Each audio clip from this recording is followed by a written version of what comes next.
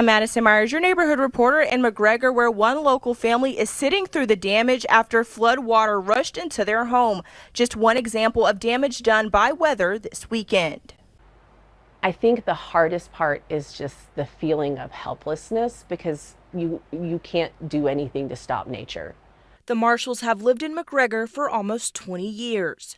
But what happened in their home this past weekend is something they never imagined would happen.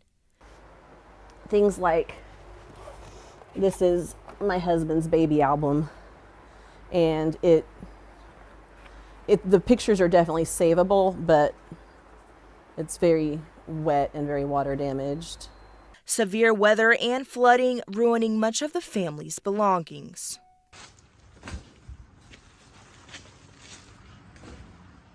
We knew that there was rain coming, but like I said, we've never had flooding like this. So when I walked in and everything was wet, it's such an overwhelming feeling. Joy's husband, Kevin, is legally blind, forcing him to retire early, something that is making this situation even more difficult.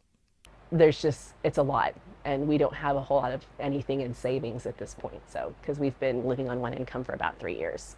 Joy tells me because they don't live in a floodplain, their insurance does not cover flooding or rising rainwater. But the family isn't alone.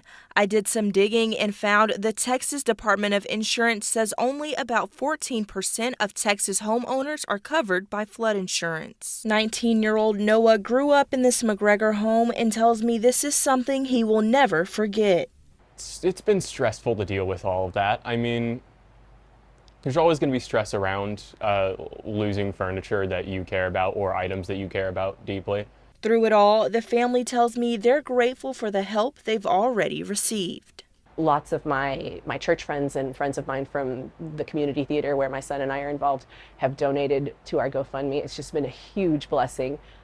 We still have a long way to go, but I don't want to for a second take for granted what we've already gotten.